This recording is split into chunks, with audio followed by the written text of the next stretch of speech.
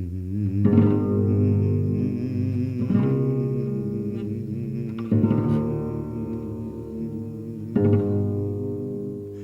yonder there was this huge world which exists independently of us human beings and which stands before us like a great eternal riddle, at least partially accessible to our inspection and thinking. The contemplation of this world beckoned like a liberation.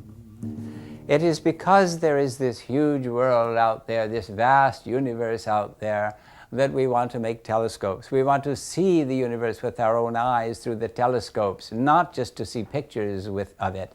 And so we're going to make telescopes, but we're not going to make those ship's captain's spyglasses with a lens out in front. We're going to make much bigger telescopes with the mirrors in the back end, reflector telescopes, so that we can see the universe actually quite well through these bigger telescopes.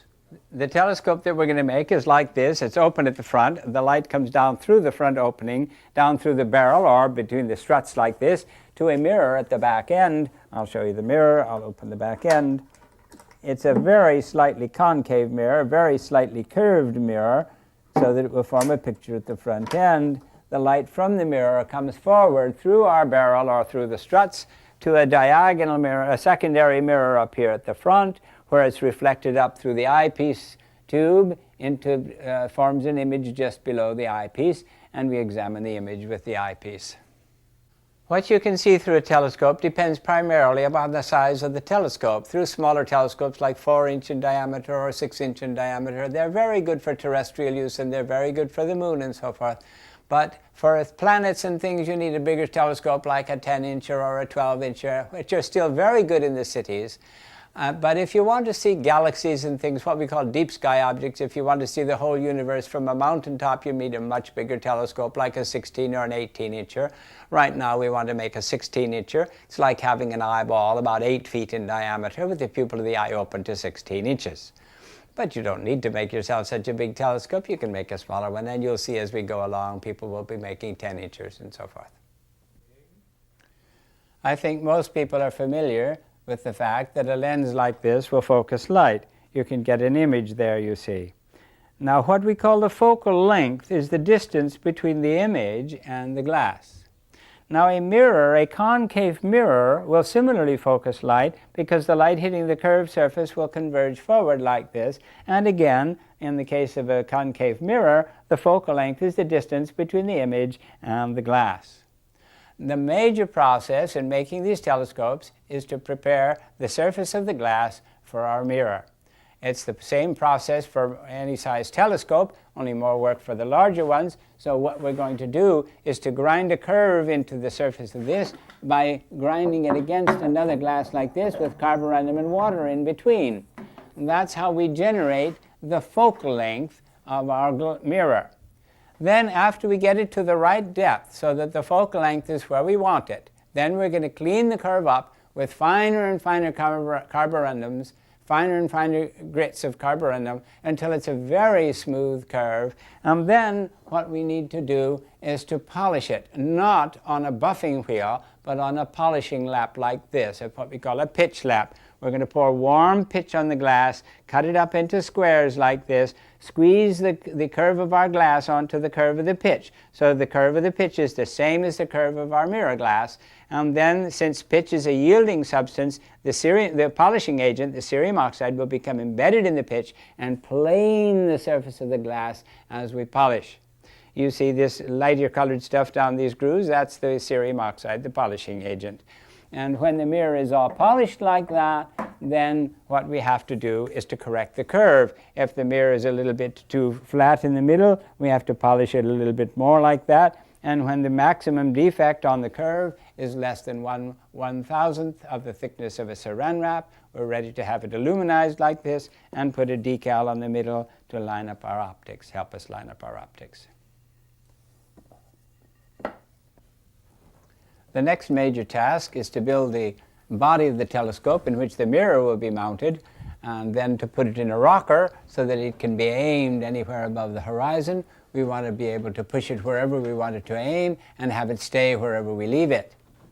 Now, where do we get the materials to make a telescope like this? One thing you can do is to try the ads in the magazines like Sky and Telescope magazine, or Astronomy magazine. And if you can't find suitable ads in there to find what you need to get, you can try your local astronomy club. There's almost surely somebody in the local astronomy club who can tell you where to get what you need. Now we're about to make a 16-incher, and I have an old porthole glass which is 1 inch thick at the edge and 16.5 inches across. Portholes are hard to get, but any thick round glass can be used.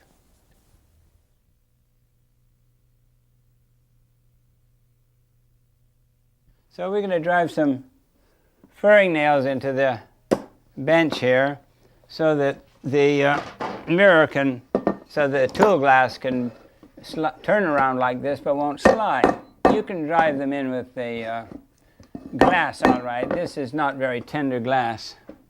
Before we actually start to grind, we want to pick up the back end of the bench so that the mud from the grinding won't run into our laps.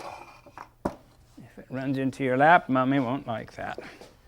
So then we have to put some water on here, and then I think I'll grind the other side. And then we usually squeeze the water out, but in this case we don't need to do that. And then we have to sprinkle it with carborundum, 60 grit carborundum, like about 4 times salted scrambled eggs. Now this makes quite a bit of noise, but right now it won't make very much because of all that pitch on there. But the pitch will grind off very quickly.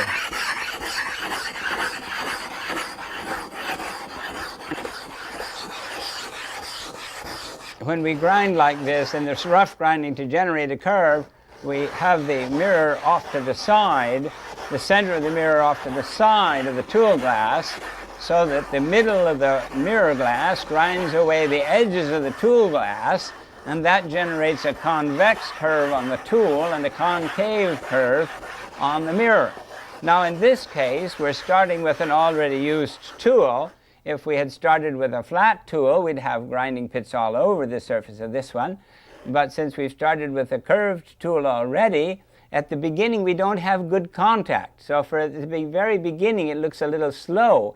But by and by it won't look so slow, and we don't have to grind anything off the edge because we've started with a curve, and we just watch this curve come out to the edge. But for generating a curve, we keep the mirror on the top and keep it turning around all the time, and keep the middle of the top one against the edges of the bottom one, towards the edges of the bottom one. We don't hang it too far over. Carborundum grinds fastest under pressure.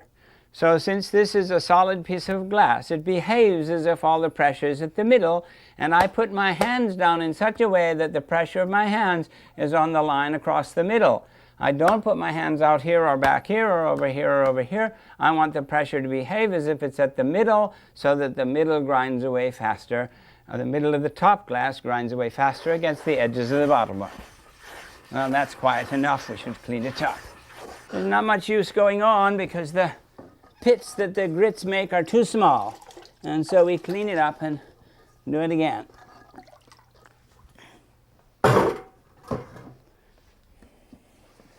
What we're trying to do is to grind a concave curve in the top one, a little deeper than the thickness of a nickel probably. Now when you sprinkle the carborundum, you see, you make longer strokes when you go across the middle, and shorter when you get to the ends. Now you notice that I have my sleeves rolled up. If you have your sleeves all the way down, you see you may get grits in them, and then when you go to do fine grinding, you got the grits carried over into your fine grinding. Up in Sacramento, there was a little boy who used to wipe his hands on his pants. He used to run his hands through his hair, and he used to wipe his hands under his armpits. And he was sparkly all over. And I made him go and change his clothes and take a shower between each two kinds of grits. So you have to be careful about things like that. You have to be careful how you put the mirror on and take it off. You can put it on like this if you want. I don't care if it breaks the edge of the tool. But you must not put it on like this so that the edge of the mirror gets scraped. We don't want any glass off the edge of the mirror. So you can put it on like this and take it off like this, but be careful that you don't touch the edge of the mirror to the tool. So off we go again. Ouch.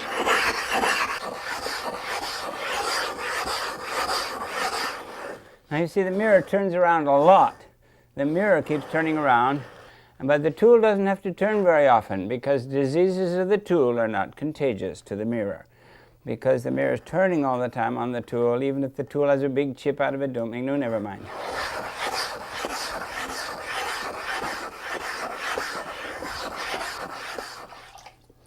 From the time we put carborundum on to grind till the time we put carborundum on a second time to grind is called one wet, and we've done 2 wets so far, and you can see that this much of the curve has already been ground out. As we continue, the size of the curve that's been ground out will spread out farther and farther out towards the edge. If we had started with a flat tool, we'd have had these rough pits all over the surface and we couldn't have seen this so nicely, but we started with a curved tool, and so you can watch the curve gradually go out to the edge. Now what we do is to check to see that the curve gets to the edge just when it gets to the proper depth. If it gets to the proper depth too soon, before the curve gets out to the edge, we'll put the mirror on the bottom and the tool on the top. But if it gets to the edge before it gets deep enough, then we'll hang over farther to the sides. Now this is called rough grinding, and it's a caveman's job. You eat well, sleep well, and work like hell. Now, how many hours have we been grinding all together? All together with the rough grinding? Yeah, rough grinding is all we've done. About 9.5 hours. 9.5 hours. So at this point we've been grinding for over 9 hours. We've measured the focal length once, and it's between 5 and 6 feet, which is a good deal shorter than the 8 feet we're aiming for.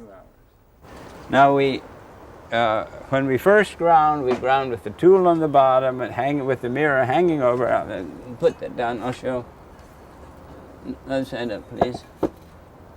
We ground this way with the mirror hanging over the edge like that, so that the middle of the mirror grinds out against the edges of the tool. And then when we did that till we got the focal length down to 5 or 6 feet, but that's way too short. So then we turned it over. If you just pick that up. So then we turned it over and put the mirror on its back, and so with the tool on the top, you see, we can grind over here and get we had the curve in here, and all this was flat glass. In order to grind the shoulder, we put this on its face up and put the tool over here. So the middle of the tool grinds the shoulder away like that and like this. So that we've done for 2 hours or so now, and the curve's out to 1/4 of an inch from the edge. Now we have to test the focal length. If you'll just toss this thing on the floor, I'll put some, on the lawn I should say, I'll put some water on it and we'll test the focal length. Okay. Still a little nervous about tossing it. To measure the focal length of the mirror, we want to catch a reflection from this curve. But since the glass is all rough, we pour water over it and catch the reflection from the water curve. Oh, we're way out, aren't we? We're way too far. Can you measure that?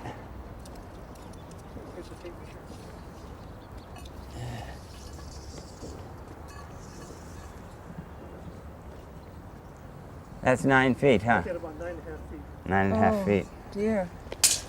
What does that mean at 9.5 feet? It means we got to turn it other side up again. Turn it up. We got to turn it, put the tool down again. Yeah. We've got the focal length too long now. By pushing the curve out to the edge, we got the focal length too long. Now we're shortened again by putting the tool on the bottom. Okay.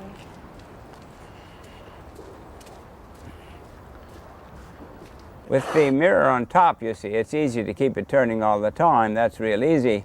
When the mirror was on the bottom and the tool was on the top, it's easy to turn the tool, but you have to remember that the mirror's on the bottom. So we had to keep turning and turning and turning the mirror all the time. That's to say, when the mirror's on the bottom, you still have to turn it. When the tool's on the bottom, you only have to turn it once in a while. The tool doesn't matter much. As I so often say, diseases of the tool are not contagious to the mirror for the simple reason that they're turning with respect to each other all the time.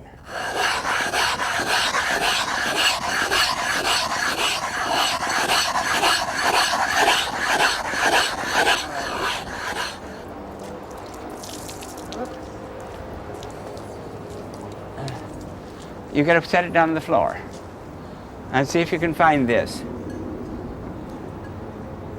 All right, just hold it there. All right, it's about there. Now if you can give me the end of the tape, or give her the other end, whichever.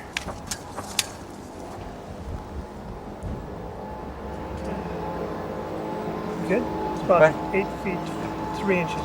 All right. 8 feet 3 inches. All right, now what I suspect is that we have more than one curve on this mirror. Just hold it up so I can see the reflection of the sky. No, just hold it up, please. Hold it up level, please, so I can see the reflection of the sky. Hold it way up here, please. Yes, I think the curve isn't all the way out to the new curve. See, we had this old curve out to here. Now we got a new curve inside of it, but it's not all the way out to here. Do you follow me? When we did the original grinding with the tool on the bottom, we ground a curve, a steep curve in the middle, okay? But it didn't come out to the edge. You remember it took hours and hours to push the curve out towards the edge. Right. And we only got it somewhere out here or something, 2 inches from the edge. Then we turned it over with the mirror on the bottom. Right. And then with the mirror on the bottom, we pushed the curve way out near the edge, you see? All we have to take out is the shoulders. So I don't think we have very much more to do. I think half an hour will probably do us. Hang on. That's about there.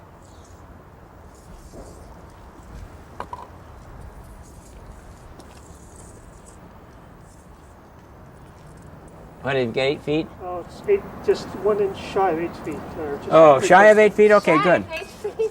Good, good, good, good. Well, what does that mean now? We keep doing what we've been doing. This feels good, and the curve seems to be, well, it's about 1/8 of an inch from the edge. And since we just tested our focal length and it's about 8 feet, I think we should clean it all up and go on with 80 grit. 80 grit is still fairly rough grit. You can take that bucket away, I'll throw these things down and hose the place down. Okay, so it's got to be real clean now. Yeah, so we move to another part of the lawn. Okay. This is all 60 grit part of the lawn, we'll move to another part for 80 grit.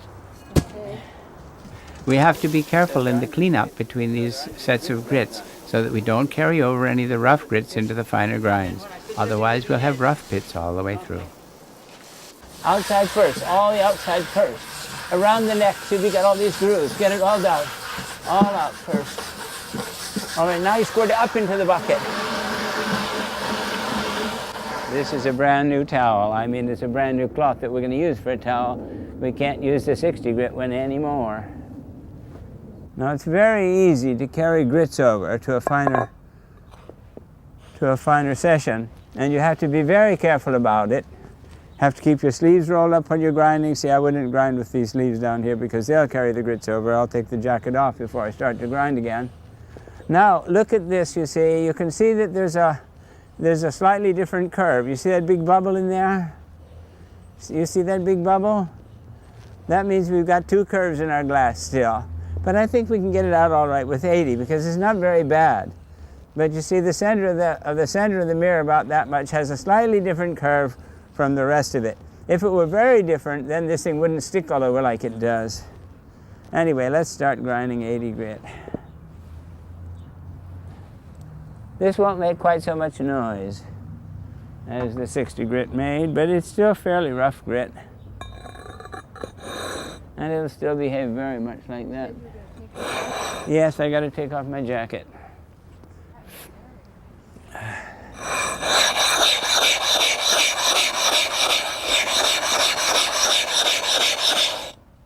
There, that's our focal length.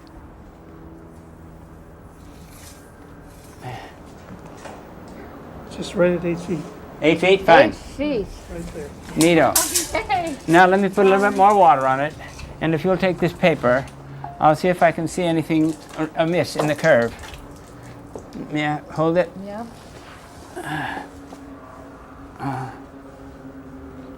I think it looks good. I think it looks good.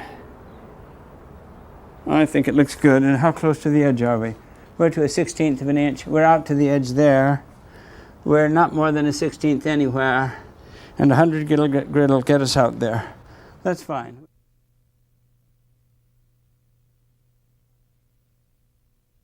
So we've roughed out our mirror curve with 60 and 80 grit carborundum. Now we've gone on and fine ground it with 100, 240, and 400 grits. Some of the kits that you buy for making mirrors may have many kinds of grits, or many grades of grits, like 12 or 14 grades. That introduces the difficulty that you have to clean up between that many more grades, and that takes extra time. So we use about 8 wets with each grit, and we use a smaller number of grits. You might want to see what these grits look like, so I'll pour some out. This is 400, and we'll pour it out here so you can see it. And then this is 80 grit. It's a very much coarser particle, much larger size particles.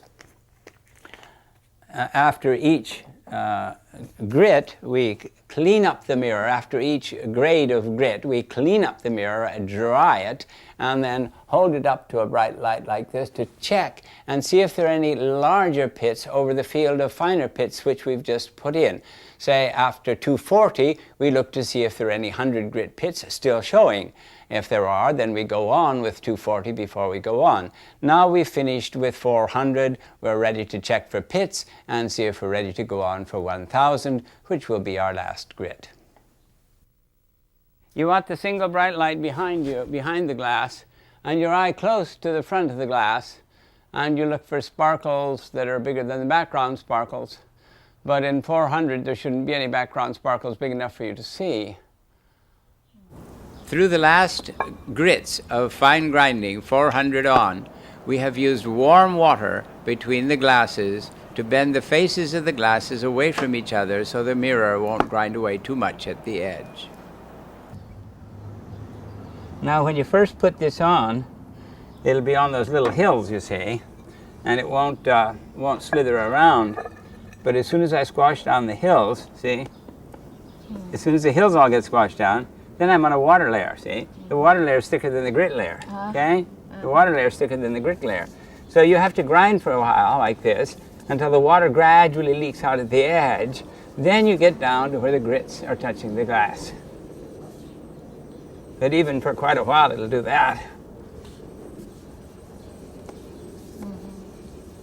If you dance this tool around like this, the chances are that the curves will stay sufficiently the same, sufficiently meshed, so that we won't have a sticking problem.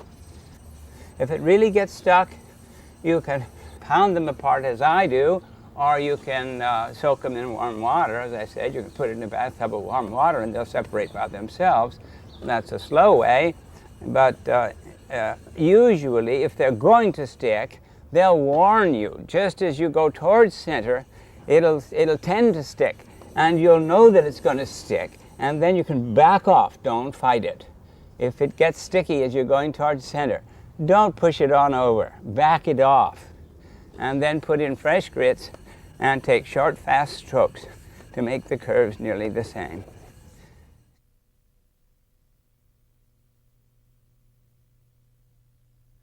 In the preparation of the telescope mirror, there are 4 stages: the rough grinding and the fine grinding we have done. We're ready now to go on to the next 2 stages, which are the polishing of the mirror and the final correction. You remember that for the polishing of the mirror, we need a pitch slap like this. The pitch slap we're going to use will be bigger than this, but we're going to show you the pouring of the pitch slap for a class of students making 8 and 10-inch telescopes. But we're ready now to heat the pitch. It has to be soft like cold honey before we pour it on the glass. 2 of these, I'm sure, would do for a 10-incher. But the problem is, what are you going to heat it in, you see? If a lot of the stuff's going to be left in your container, so you can't heat them in the cardboard. If you have to heat them in something like this, and you're going to lose a lot in the can, then you have to allow for that.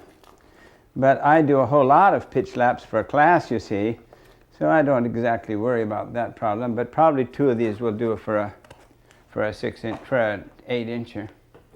That's say for an 8-inch lap. Now that's all I have to do. Then we leave them on very low fires like that for a couple of hours. After it's heated for a while, you see you got some liquid on the bottom. And if you move it like this, you can get the hot liquid to come up to the surface and push this colder stuff down to the bottom, so you don't run into the problem of heating some of the stuff too much. If you heat the stuff too much, and then you run it to the difficulty, it loses its ability to yield under pressure.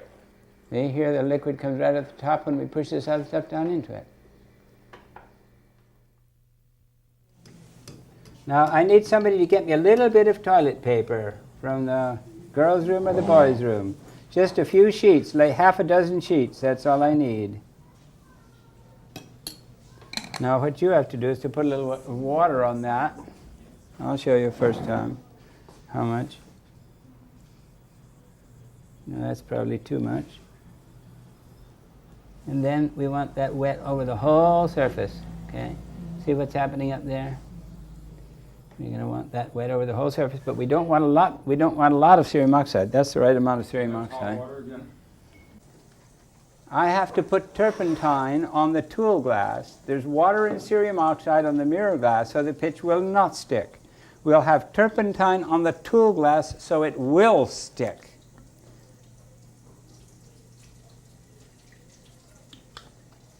And unfortunately, they get turpentine on my fingers too, which is a pain. All right, now we're going to pour, okay?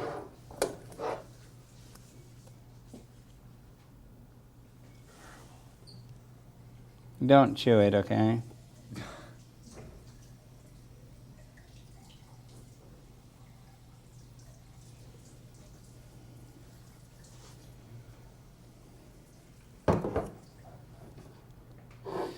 Oh, I need water, water, water.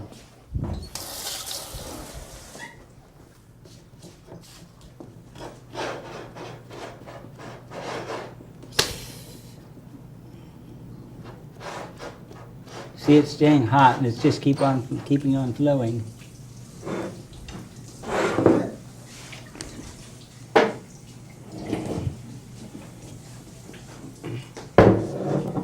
Stick. The stick for grooving the pitch lap needs to be wettable, and like unfinished wood, so that it can be soaking wet so it won't stick to the pitch.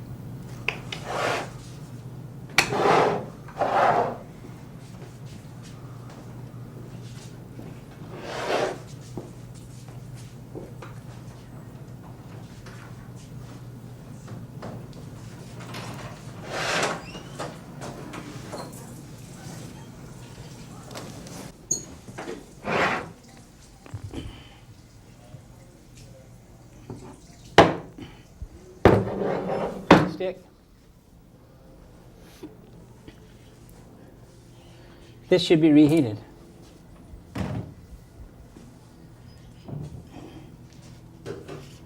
You see how thick this lap is? The pitch is real thick, and so it doesn't cool off fast, you see? Now, if I pour a pitch lap with pitch that's pretty cool, then it comes out real thick, and your pitch lap is real thick. If I pour it with pitch that's too hot, the pitch lap will be very thin.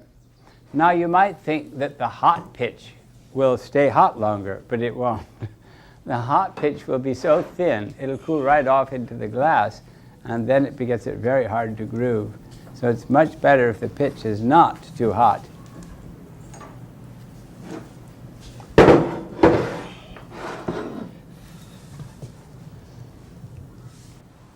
Okay, take it away.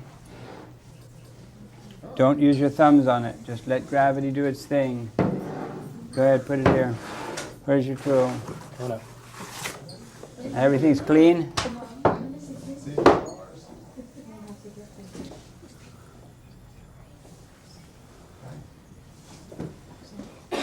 You can do it again. Now this is a little bit warmer this time, so we won't have quite so much trouble probably.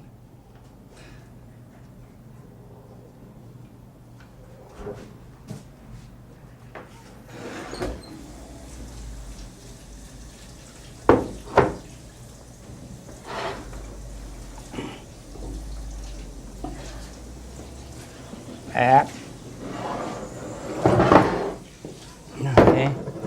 See if you can scrape this all off of here. See if you can scrape it all off of there. I don't care whether you use knives, forks, anything. When I poured this pitch lap, I didn't see what the problem was, but watching the film, I easily see what the problem was. The pitch was too hot. And if the pitch is too hot, one layer cools off on the face of the mirror and one layer cools off on the face of the tool, and the pitch in between those two layers is still warm, and it splits there when you pull the tool off the glass. Still took off the top side. It's okay, we can manage this. No, we can't. Can you take it off again, please? No, it still took off the top surface. For polishing the mirror, we need some substance like pitch that has the ability to embed the polishing agent and yet will yield under slow pressure to conform to the curve of the mirror. And we groove the pitch lap like this, waffle it if you like, so that over the entire curve it can keep the curve of the mirror. It can yield under pressure. Okay, take it away. Whose is it? Thank you. Don't push it though, just let it rest like that. Is that the end? All right. Your mirrors in the present state are what we call wet pressed, okay? Now let's just suppose you were able to go right ahead and polish. Then you go right ahead and polish. If you have to go out and buy beer or pet food, since they're the most bought things at the grocery store, beer and pet food, leave it wet pressed. But if you have to sleep overnight or go for a ski trip over the weekend or something like that, don't leave them wet pressed. They'll dry together and you won't get them apart. So don't leave them wet pressed over long periods. So right now you've got cerium oxide and water between your mirror face and your pitch lap surface, so they won't stick. But if you have to go for a long time, you take them apart, leave the pitch lap by itself, immediately dry up your mirror with a clean, soft, expendable rag. Then when the pitch lap is dry all the way down into the streets, then squeegee the dust off your mirror face and set it down very carefully, center over center, but don't slide it. Just set it down center over center. And that's called dry pressed. We have a general rule. The mirror and the pitch lap are married till the illuminizer doth them part. Okay? Now don't handle the mirror faces with your fingers or your thumbs. Don't do that. Keep your hands off except when you're squeegeeing them or something like that. Don't handle the glass like that. Fingerprints, the glass is soluble in fingerprints. You might not think so, but it is. The glass is soluble in fingerprints. You don't want finger grease on your mirror face. Not only that, but if there's grease on it when it goes to the illuminizer, we don't guarantee to clean it off. All right, now let me tell you people again what I told you early on, that in this class there is no boo-boo that can be followed by a life of sorrow. There is nothing that we can do in this class that's wrong that we can't get out of. If you drop your mirror and break it, you were supposed to do it the first day. If you've waited till now, you're just a fool, okay? But even that you can get out of. There's another piece of glass somewhere in this world with your name on it, okay? So even if you drop your mirror and break it, and that's boo-boo number one, we can get out of it. So there's nothing that you can do going the wrong way in this class that will be followed by a life of sorrow.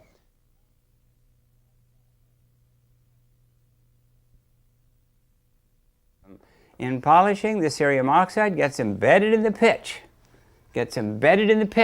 And planes the surface of the glass like this. Grinding, we rolled over the grits. Now we're going to plane the surface of the glass, and it pushes a lot harder. But the harder it pushes, the better it goes, the faster it goes. But if it pushes too hard so you can't push it, then it doesn't go very fast. So you can push down on it to make it go hard if you have to. But there are no more wets.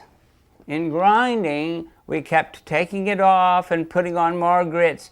Now we don't have to do that. The cerium oxide that does the polishing is the cerium oxide embedded in the pitch and in contact with the glass. If you put on too much cerium oxide in water, it serves as a lubricant. So don't do that. You want just a small amount of cerium oxide embedded in the pitch and enough water to keep it wet. Now in polishing, you must not let the pitch lap hang over like that. In grinding, it don't make never mind, because if it hangs over, nothing gets dented. But if I leave this hanging over like that, the edge of the mirror will put a dent in the pitch lap. Then if the squares beyond that will be too high, and when they come over the mirror, they'll groove it. So you have to be careful about things like that. And you have to be careful when you put warm water on the middle of this to put, suppose we wanted you're getting a little dry, you don't pour the warm water like that. You put a little cerium oxide like this, and then you put a little warm water on your fingers like this, and smear it around real quick so as not to have a puddle of warm water in the middle. A puddle of warm water in the middle will raise the temperature of the glass there and raise the surface. Then when you polish, you'll polish that part too much, and you'll make a little lake there in the glass.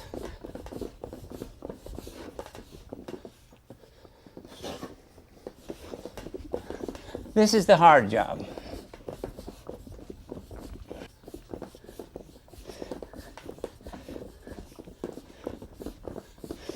You mustn't let it do its turning on its own hooks. You've got to see to it that you have the same amount of polishing for the same amount of turning. It was the same as in fine grinding. We had to do the same amount of grinding for the same amount of turning. And here we have to do the same amount of polishing for the same amount of turning.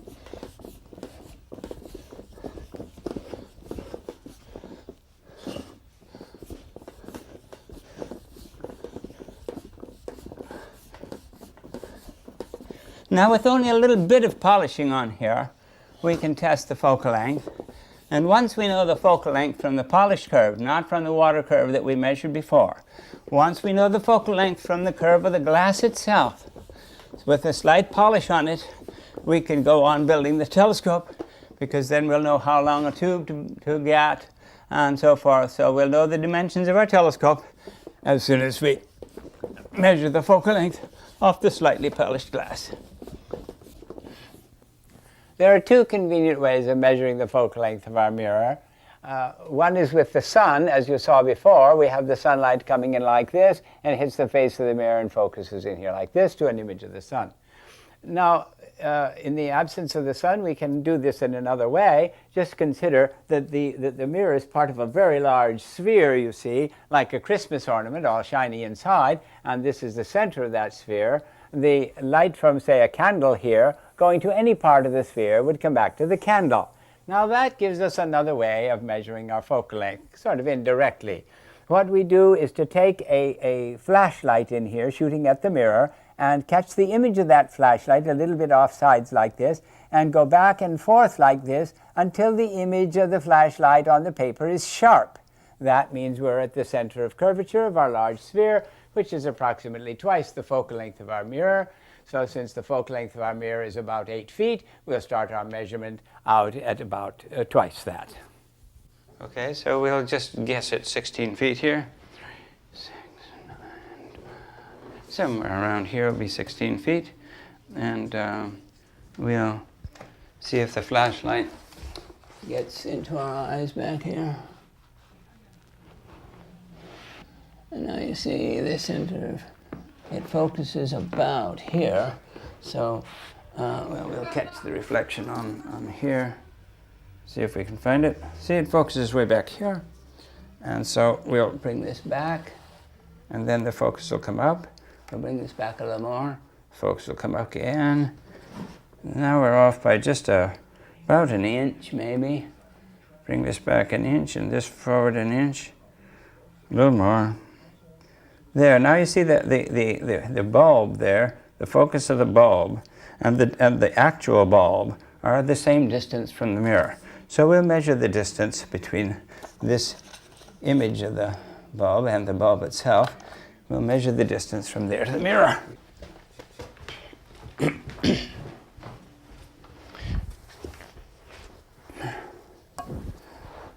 3 feet.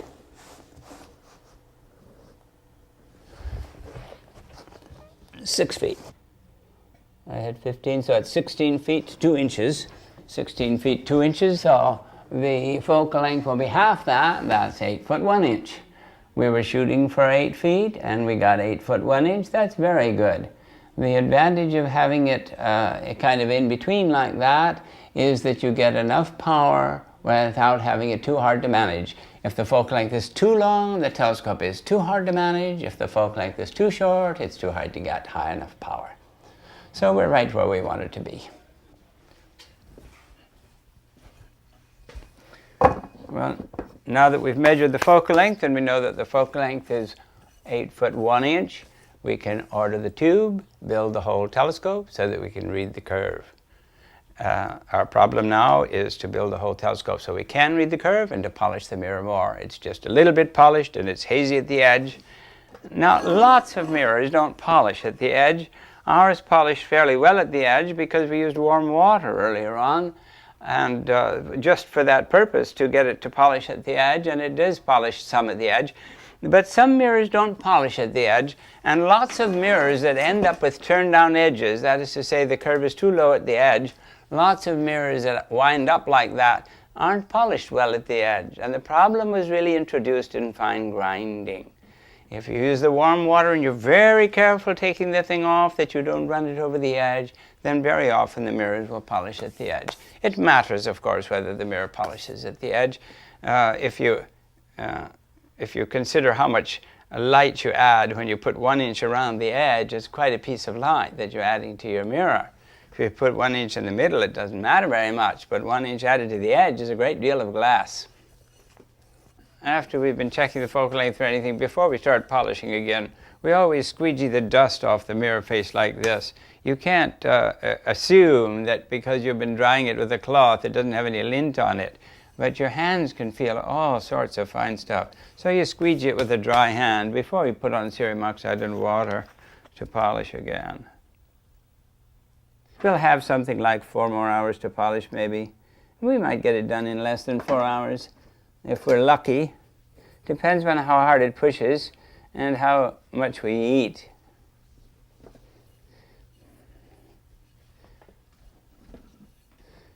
If you're very vigorous in polishing, polish very hard, it polishes pretty fast. Now you're very careful putting it down like this, so that you don't bang the pitch against the glass. Now, if by accident you bang the pitch against the glass and broke a little piece off, and I did break a little piece off the edge here, you have to be sure that it does not get between your pitch lap and your mirror. Because if a little bit of pitch gets between your pitch lap and your mirror, it will get embedded in one of the squares of your pitch lap. And that raises that square a little bit, and every time that square crosses your mirror, you get a new groove.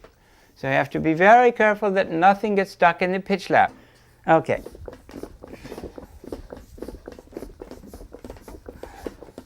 It only takes about 1/4 teaspoon of cerium oxide probably to polish a 24-incher. Though we usually use more.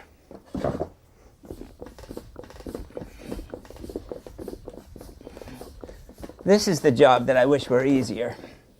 Now, if the commercial people, they don't polish these things by hand. They have a machine do all this. It's getting a little dry. Now, when it gets dry, you just take it off. Put a tiny bit of cerium oxide in the middle.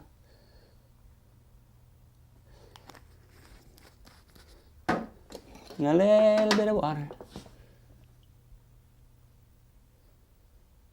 And smear the water around real fast so as not to introduce a temperature problem all in one place. Keep the water warm. And then put it down very carefully.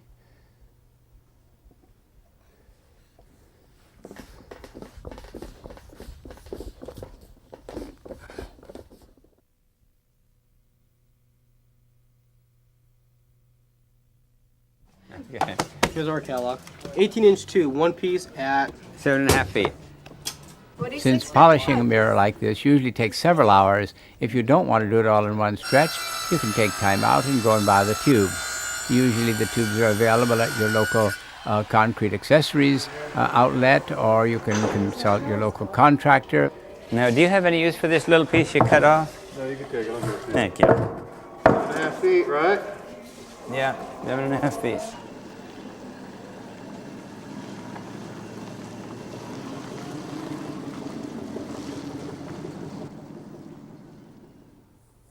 Now that we know our focal length and now that we've bought the tube, we're ready to build the rest of the telescope, and it's going to look something like this. This is my old 18-incher called the little one, and on these larger ones, that's from 16 inches up, we have a box that goes all the way down to the end, and then we have a tailgate like that, and we'll show you the inside in a little while. But smaller telescopes like 12 inches and down, we don't run the box all the way to the back end. We just put a tailgate in the back end of the cardboard tube. Once we have the mirror all done and mounted in this box around the tube and all, whether it's this side or this side, we have to be able to aim the telescope above the horizon, anywhere above the horizon, so we have to swing the telescope in a rocker. So this is the rocker. These boards are called the side boards. This is called the front board. This is called the bottom board. And then this one that sits on the ground is called the ground board. This one sits on 3 feet. It's a tripod. And then this thing swivels around on top of the ground board. And then this goes up and down like this in the cradle boards. These are called cradle boards. Inside the side boards are the cradle boards that cradle the telescope like that.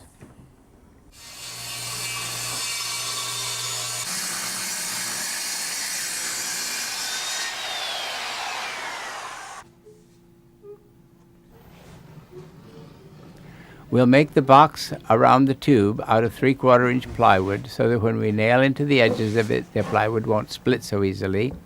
And we'll have it 3 feet long so that it's about 1/3 of the focal length of our mirror. And the inside width of the box has to be a little bit more than the outside diameter of our cardboard tube, so that we can put some Teflon down the sides of the box so the tube will slide in and out easily.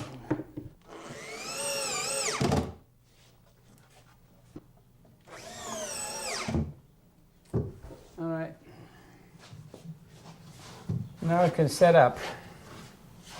We've cut the 6 boards for the rocker. We're now going to build the rocker. Put one up on the work table. Now this is our top side. Yeah, this is our top side. So this is 20 and a half, and we've got to add cradle boards. That gets us up to 22. We're going to allow a 1/2 inch for clearance, so there's 22.5 inches. This 22.5 inches is the inside width of the rocker box. We've allowed for the width of the box around the tube, the outside width of the box around the tube, and the thickness of the cradle boards on either side, and we've allowed for a little clearance. All right, now we lay this down like this. For our smaller telescopes, we make the rockers out of 3/4 inch plywood, but for bigger telescopes like this with a longer focal length, we make the rockers out of heavier stuff. This will be 1 1/8 inch flooring plywood, and to prevent flexure in the ground board, we'll double it. Right side up. I'd like to see what it looks like with the box inside it.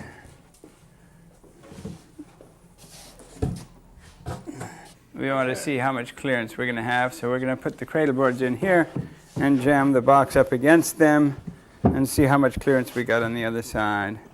Should be about 1/2 inch.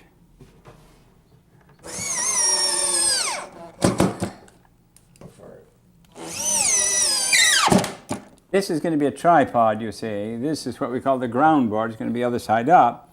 So it takes 3 feet, one at each of these front corners. This is front, and one in the middle of the back side. So it sits on 3 feet. So it's a tripod. It's only this tall, but it's a tripod all the same. Now, the lower bearing is going to be this computer disk moving on 3 pads of Teflon. The 3 pads of Teflon will be fastened to the ground board, and this will be fastened on here. And the Teflon pads are going to be something like this, but they'll be on the ground board. So this thing is going to spin around on these 3 pieces of Teflon fastened to the ground board. So first we have to fasten this thing with some little tacks so that it won't fall down when we turn it over on that. We want this thing fastened, this computer disk fastened to this, and the Teflon facing up so that our bearing surface doesn't get dirty. See, this is going to be upside down. So this surface is going to face downward and it won't get dirty. If we put our bearing the other side up, with this up, then dirt would get on here and get into our bearing. But the Teflon goes on the ground board, and the surface that runs on the Teflon goes on the bottom of the box. This is the bottom of the box.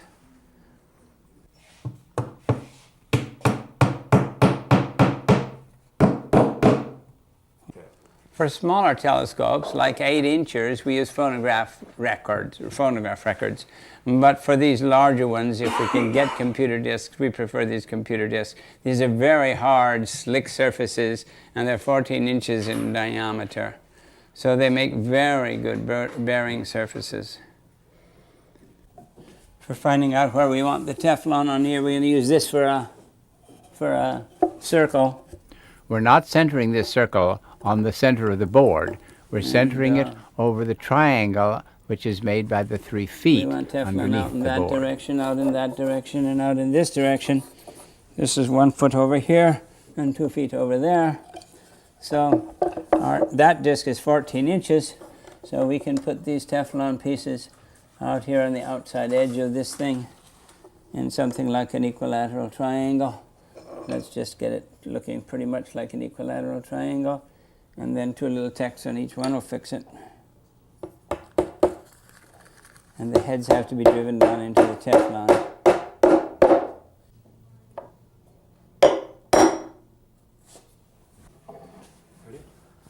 Wait, no. Better turn this around this way. This goes this way. The front is that side.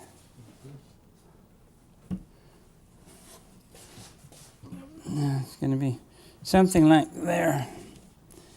Now hang on, let me see if I can get this screw through both holes. Yeah, all right. We're in both holes.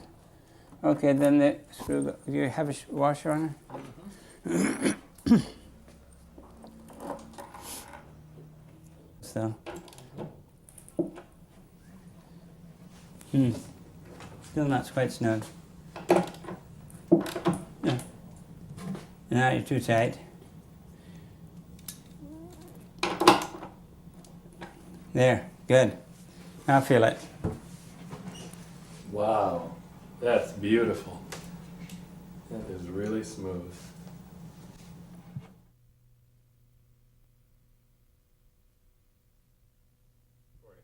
You might think that a big, thick piece of glass like this wouldn't bend, and that's why they made it big, thick like this, so that it wouldn't bend. But we're only allowed to bend about 1/1000th of the thickness of a saran wrap. And for that reason, we still have to be careful, and that's why these things are supported with 3 points on the back for the smaller ones, 9 points on the bigger ones. What we have on the back of these tailgates is 3 adjustment balls for positioning adjusting the position of the mirror so that it looks straight out the front end of the tube. Now, on the inside of the tailgate, we have these pieces of masonite on this floppy piece of cardboard, so that in case the telescope is dropped on the floor, the bolts won't break the glass. Now, on the bigger telescopes, where the mirror is quite a bit larger and maybe not so thick as these, we have to have a 9-point suspension on the tailgate. So each of these adjustment bolts pushes into a triangle which has 3 pressure points that push into the mirror. You have 3 triangles, one here, and one here, so that each of these 3 tailgate bolts pushes into 3 points on the mirror, so you have 9 points of pressure on the mirror to spread the support system out so as to keep the big mirrors from bending. As I said, they're allowed to bend about 1/1000th of the thickness of a saran wrap over their entire width. So now what we have to do is to find the center of this board, because the mirror, the support mechanism, has to be centered on the tailgate. So first we'll just find out where the intersection of these 2 diagonals is, and then we'll construct, then we'll construct the, hang on. I can't see that side. All right, good. Then we'll construct the tailgate.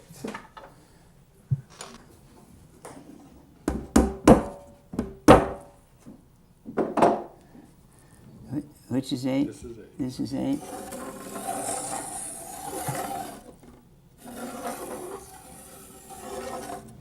All right. Now, let me get that that envelope with that tailgate picture in it. Now, this picture I drew to half scale. That is to say, 8 inches on this picture will be 16 inches on the diagram. So we just have to measure them on here and find out what we want.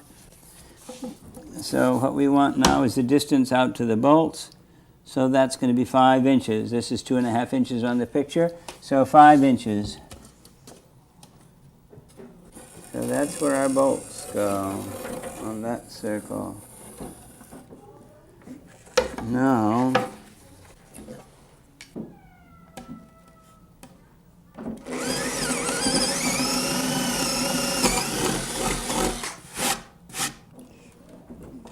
we want them tight fit so that at the star party, people won't come up behind and wind them up with their fingers. We don't want them loose enough so that they can be wound up with their fingers. The cardboard has to be thin enough so that it won't change the pressure on these, on the points on the triangles. It's just to keep the triangles from turning around this way and getting their points out of position. But it's not to keep the triangles from doing this freely. That gets glued down here to the middle, you see. And then we put our glue our triangles, our wooden triangles over here. Whoo-wee! All right, now what we usually do is to cut these corners back a little bit. But probably we don't need to bother with that because our mirror is going to be way out beyond that. So these are going to go on like that, you see. This is better for tests. This is plenty good. Right. Back. Now you see, we don't have to get these things exactly positioned because what we're going to position is the points on here, see? There we go. Now we're ready for the bib. How about the blocks for the strap? We have to put the blocks in also for the straps.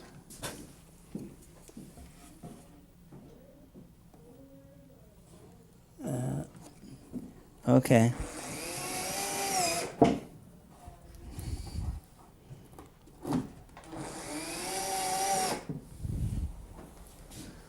All right, I think that should do us. Now we can cut the bib. Between the blocks is almost 16 3/4 inches. We only need to have the mirror slip in here between them, and this will center the mirror back and forth this way over the tailgate. That's where we want it centered. And it will slip in between here. And then we put something over the top to keep the mirror from rolling down forward through the tube.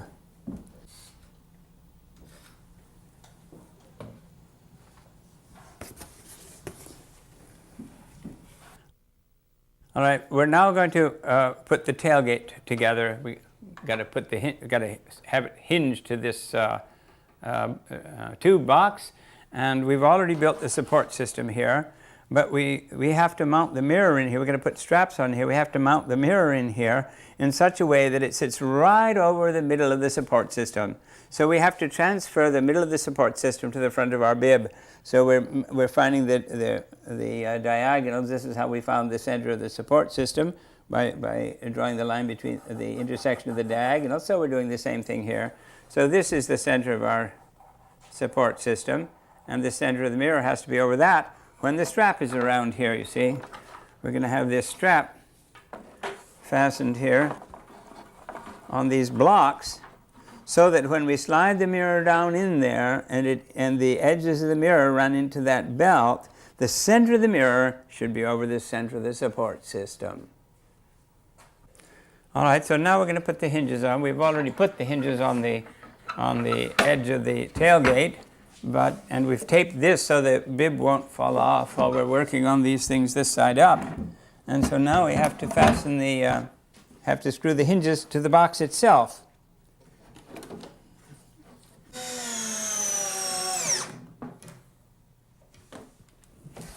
You remind me of my friend in Sacramento. By the time he finished building something, the weight was about half nails and half wood. Now I think the thing to do is to put this thing up on these things so that we can open the back end, put the mirror in, put the strap on.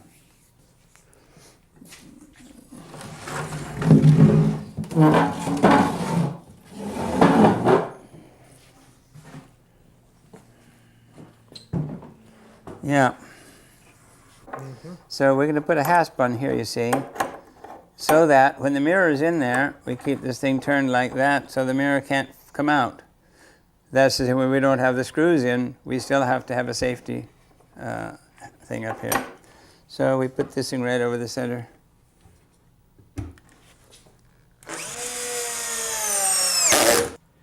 So we can fasten one end of the strap in here first, you see, before we get the mirror, and then pull it up to the right place and fasten the other end over here. Then we'll cut the extra off. Had we left room for it, it would be better to have the strap come around the outside edges of the block. Otherwise, there is the danger that the strap itself may bend the mirror. Unfortunately, you see, with all these scratches on the back from going round and round on the bench, we can see where the middle is without having to mark it. That's pretty funny.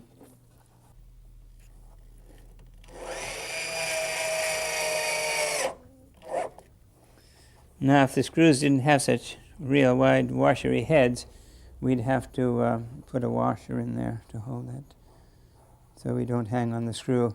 You see, the weight of the strap can't hang on the screw. It has to hang on the friction between the screw head and the wood.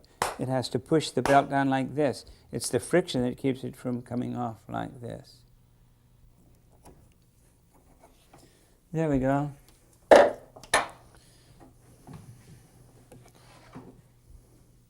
Now what we don't have yet is anything to keep the mirror from falling forward. So that we have to do now. There has to be something that protrudes across this thing, like a piece of masonite or something, that keeps the mirror from falling forward. Now you see, if these things are in this position so that we could get the mirror in easy, then this thing runs into the tailgate and it won't shut. So in that position, you can close the tailgate, but the mirror can't roll out. These blocks are to keep the tube from running all the way through. I'll show you. We'll just push this piece of tube through there, you see. We have to have something to keep it from going too far down. We're putting these Teflon strips in here so that when you slide the tube down into the box, it slides down on these 4 strips of Teflon, so the friction is easy. We want it so that it slides in and out easily but stays tight. Okay, we got our 4 Teflon strips so the tube will slide in here. Now we got to peel the inside of the tube out. Now, you see, you get a hold of this little tip here, you see, and then you just peel. And that's a plastic layer. And sometimes it'll peel all the way out from one end like this, but not always. And if it breaks, you may have to send a kid in to fix it. If there's a little tear in it, you see it tears right across. This is a fun. Far enough that we can reach from the other end. Oh, easy. Easy. Well, what we're going to do now is to cut some slices out of these so that they'll fit inside the big tube. We want one piece where the big tube comes in near the tailgate, where it's going to be pushing up against the lid, against the roof of this box. We don't want the tube to buckle there, so we're going to have it reinforced with that. And the other reinforcement is where it hangs out over the edge here. So we want 2 pieces of reinforcing inside that tube to make a double wall at the back end where it comes in here, and at the front end where it comes out here. So the problem now is, how much do we cut out of this? So this wall, let me have the yo-yo or a ruler. The wall is about 1/4 inch thick, almost exactly 1/4 inch thick, maybe a tiny bit more than 1/4 inch thick. And so when we put this one inside of that, we're going to decrease the diameter by 1/2 inch. So if you decrease the diameter by 1/2 inch, you decrease the circumference by pi times 1/2 inch. So it's going to be a tiny bit more than 1.5 inches that we have to cut out of this.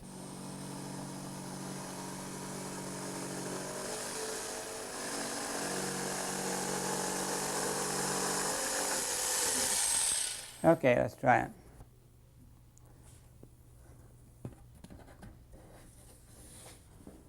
Let's see, is this the, yeah, this is the end we cut out, okay. Is it in? Mm-hmm. Oh, how easy. That has to go a little farther in. All right, that's far enough in. All right, in you go. Hang on. Till it bumps, till it bumps, till it bumps. I think you bumped.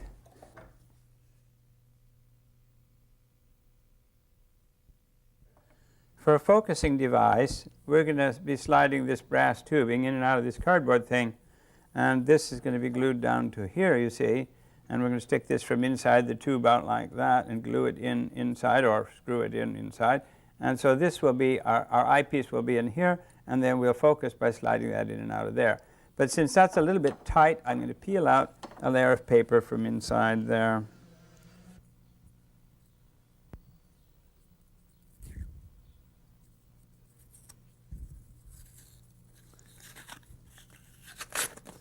If they're too tight, we peel a little out. If they're too loose, we glue a little piece in. There, that's just right, okay? So now this gets glued down onto here and has to set up.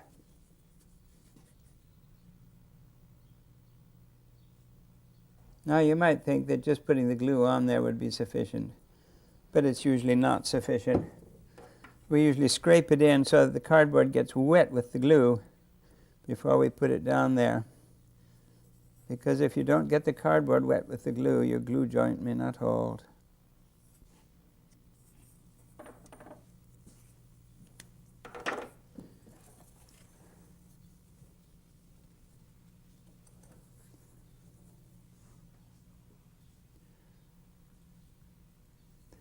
All right, that just has to set up. Our problem now is to mount the diagonal mirror in the middle of the telescope tube so that the light can be reflected from the diagonal into the eyepiece. So we're going to have this block in here like this with the diagonal mirror on here. So the light's going to come from the main mirror, reflect from there into the eyepiece tube over here at the side. So the problem is how to hold this thing out in the middle of the tube. That we're going to do by having 3 shingles sticking out of it like this, and we'll cut them off where they intersect the walls of the tube. We're not going to glue this thing in here because the way these things go to pieces is to have somebody with ice cream on his hands or her hands reach in here and pull this thing out. And then the shingles get broken. Now, if you've had them glued in there and they've been broken off, you're in big trouble at the Star Party site. But if they're just pressed in here and glued against the wall, it's a simple matter to take a nail or something, get the little piece of shingle out and put another shingle in. Anyway, so this will just fit in here like this. And we'll pound it in tight.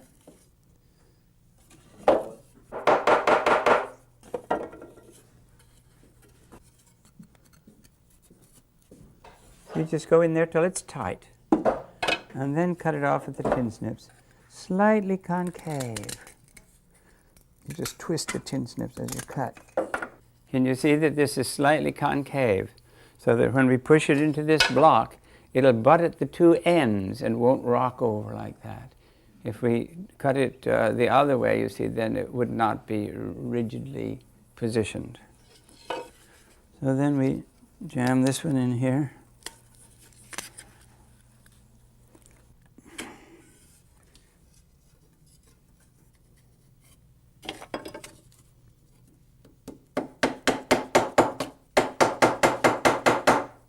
Our tube is 18 inches inside diameter. We've got to cut these shingles so that it just fit inside.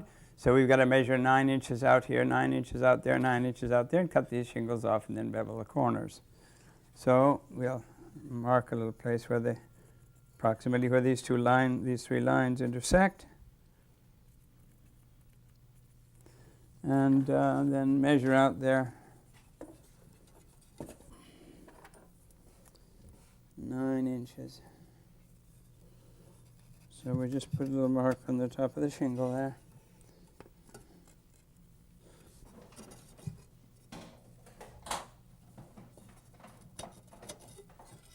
All right.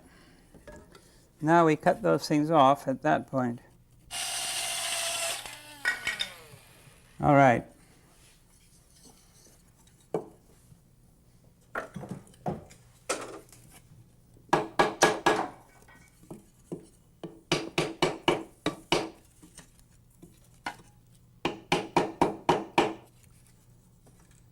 Now we're going to cut these corners off so that when we slide the thing back and forth in the tube for adjusting the position of the diagonal, it won't split these shingles. So we're just going to cut these corners off like this.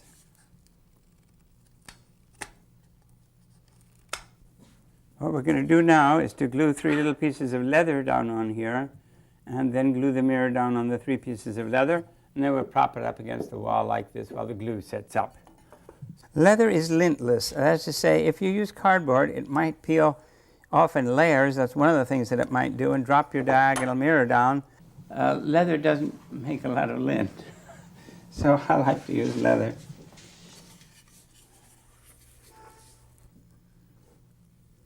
So first we'll put some glue down on 3 places.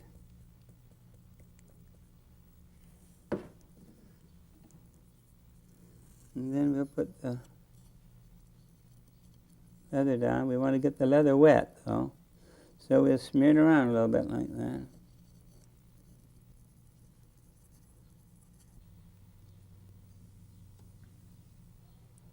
And put our mirror down.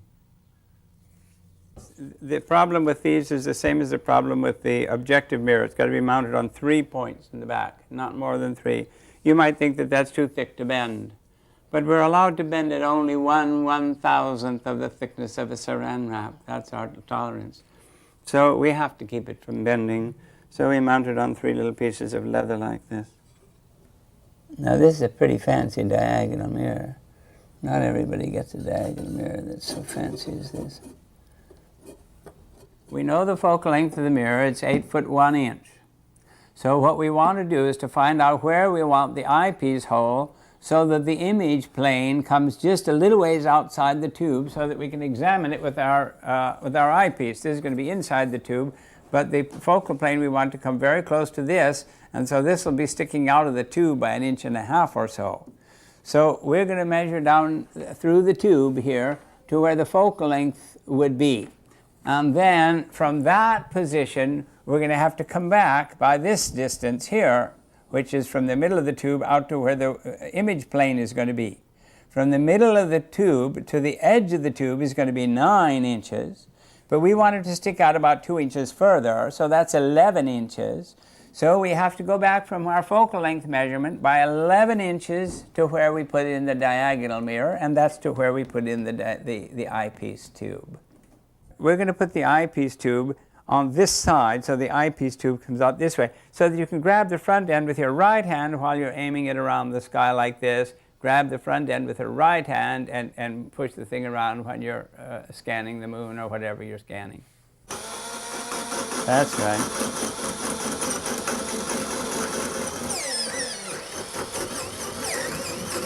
All right, stop please now. Stop please now. Take it out, please. We want to do a little bit of that from inside. If that machine will do it from inside, that's fine. But we want it cut from the inside too, so that when it gets all the way through, it doesn't tear the cardboard for us.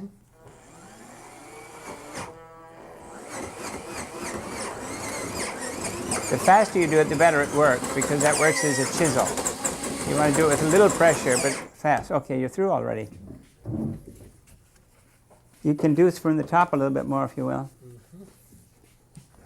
Without any pressure down. Tip it towards you. Tip it towards you. Okay. Neato. Neato.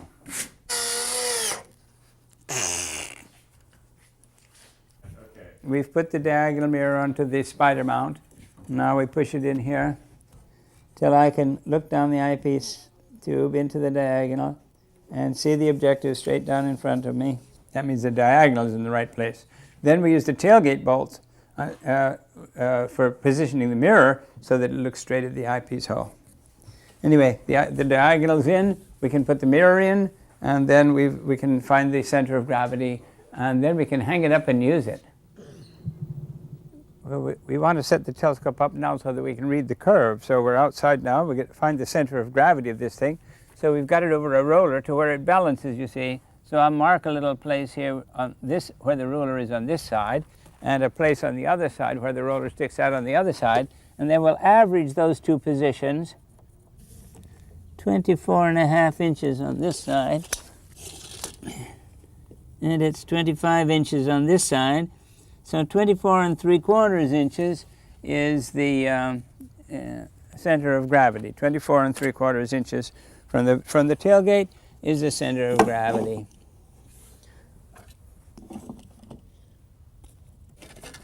See, 24.75 puts our top end, well, we have to be a little higher than that anyway, you see, because the distance that we have to clear is over to this corner. It's not just down to here. It's not 24.75. Will you hold that on the mark? So it's about 26.5. 26.5. So it's more nearly 26.5. So we'll be just, we'll be just clear of the top of this. Yeah. So it came out nicely. So we can put in the side bearings. We now have to put the cradle boards in here, but they have to be far enough away from the front wall so the box won't run into the front wall.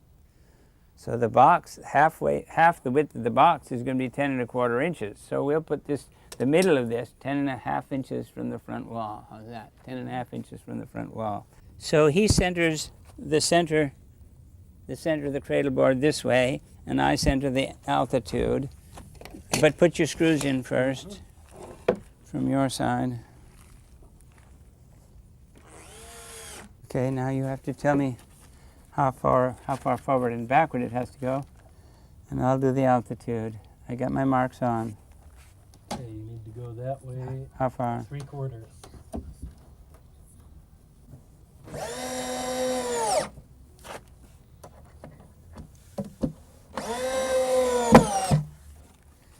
All right, now let's see if it'll swing, okay? Okay. Ready? Yep. Wait a while till I get underneath it. Okay.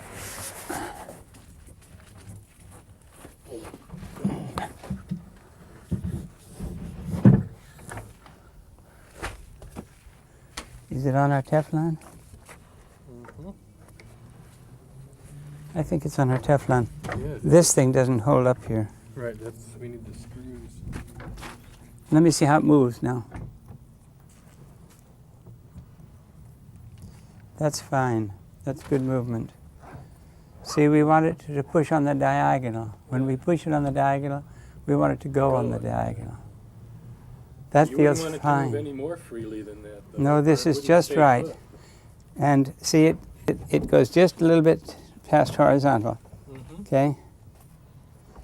Actually, these big ones never have to go down to the horizon, so it doesn't have to do that. All right, we're ready See if to it read. stands all the way up. We're ready to read the mirror. We've got to screw this thing up in order to read the mirror. When we're putting the mirror in and have the tailgate open and all, we just use this hasp for closing it up. But when the telescope is in use, we're going to have it screwed in the four corners into those 4 blocks so that it's rigid. You want the thing to behave like one piece of stuff. Now that suddenly makes it possible to line up the tailgate of the mirror with the tailgate bulbs, which otherwise it was not possible to do. Now, if you have a wrench, I'll tell you how to line it up. What we want to do now is to line up the optics, you see. We want the diagonal mirror to be right down in front of this tube, which means it has to go a tiny bit forward.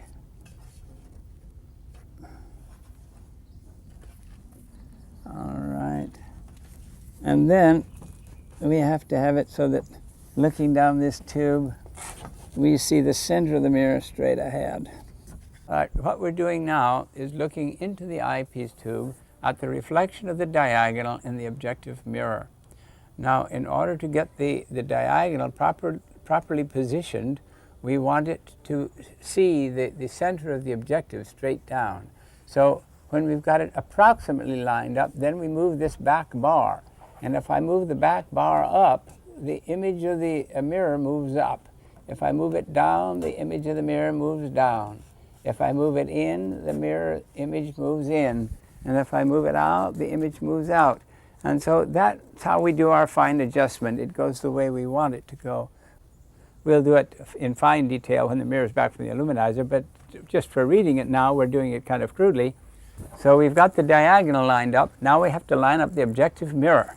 So you see it's too wide on this side. Can you see that? It's too wide over here. You have to tighten your bolt a little tiny bit. Tighten the top a hair. Half as much as you did that one.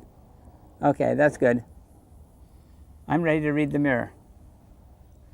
I'm ready to read the curve on the mirror. What we're doing now is reading the curve of the mirror. So what we do is to get the glint of sunlight on one of those insulators in focus at the eyepiece, and we'll show you that. And then we throw the eyepiece out of focus on either side, a little bit too far in and a little bit too far out, and we examine the distribution of light on those two out of focus discs. If the mirror happens to be too deep in the middle, the center light will bundle too soon, so we'll see the center of the disc too bright when we push the eyepiece in. If the center of the mirror is too flat, the center light will bundle too far out, and we'll see the center of the outside disc too bright. Any portion of the mirror that bundles too much light beyond focus is too flat. Any part that bundles too much light on the inside disc is too deep. So what we'll do, you see, we'll get one of those little bright spots in focus, and then we'll pull the eyepiece out and we'll push the eyepiece in, and we'll see what the two discs look like, and then we'll assess the damage.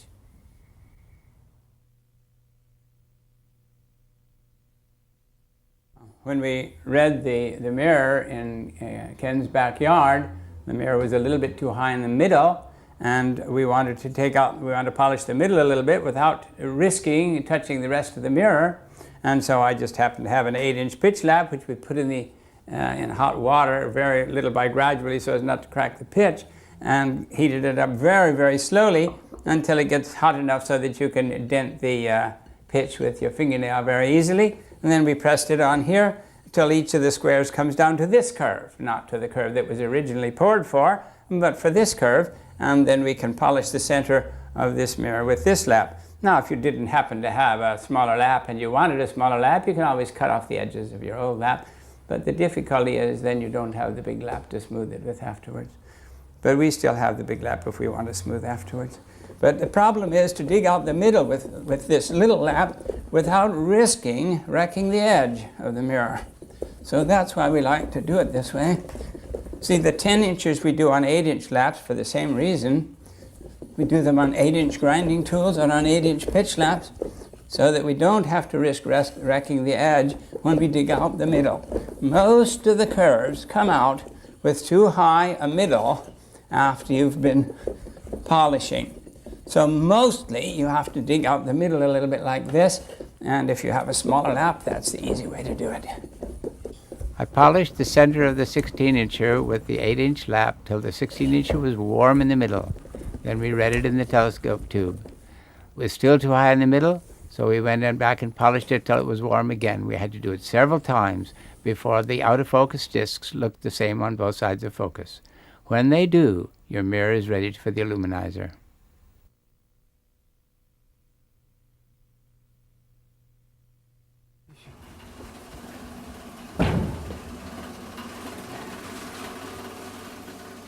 Most people, of course, don't bring their mirrors down to the illuminator like we did.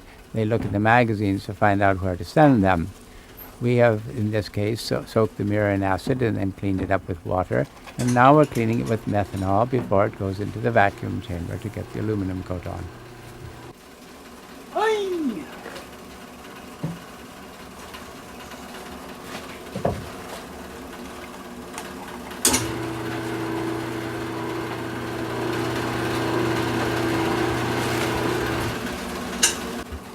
Okay, now it's on. Now it's on.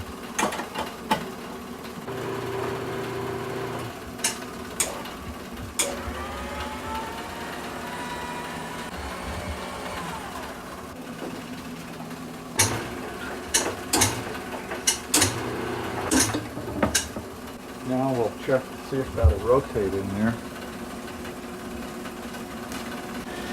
And there it's spinning around. Now we're ready to put the vacuum on. See, this is the fun part of making telescopes, getting the mirror illuminated. That's the fun part. You've done all your hard work. Now you get to see something.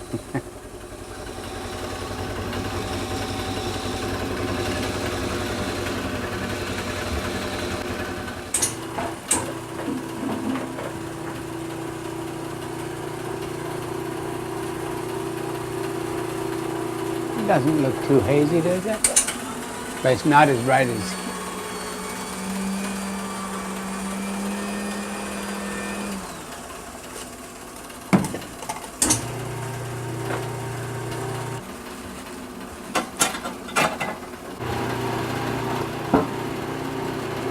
Yeah. Ah. Oh, it looks better than I thought it would. Oh. Anyway, we need to put a decal on it. We put a decal at the measured center of the mirror to help in lining up the optics. We line up the diagonal mirror struts till the decal appears to be straight down the axis of the eyepiece tube.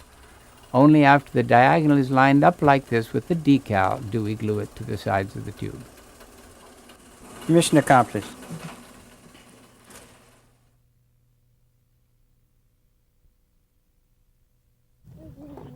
Now that we've done all this hard work, it's time to assemble the telescope for a star party so people can see what the rest of the universe looks like.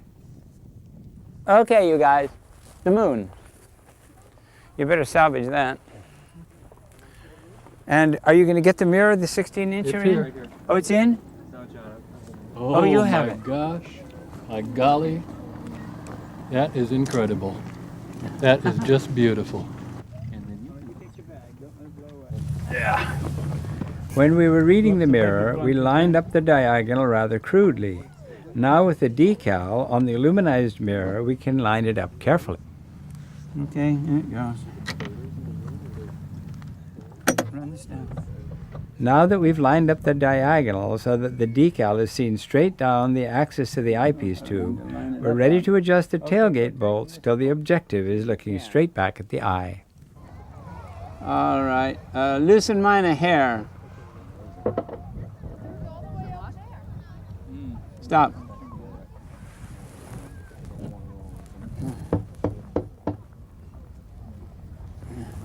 Okay, I think we're in business. Now let's get the moon. This has never seen anything except a power pole.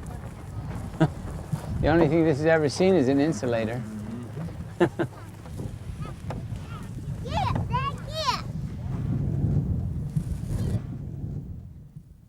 Oh, this is a fabulous show. All right, everybody come and have a look. Wow. Now you see what we did. As Einstein said, out yonder there was this huge world, the contemplation of which beckoned like a liberation. But sometimes people ask me, what is beyond this huge world? And I ask them, what is beyond the space when you dream? The dream is in the dreamer. The dream is in the dreamer, and the dream is of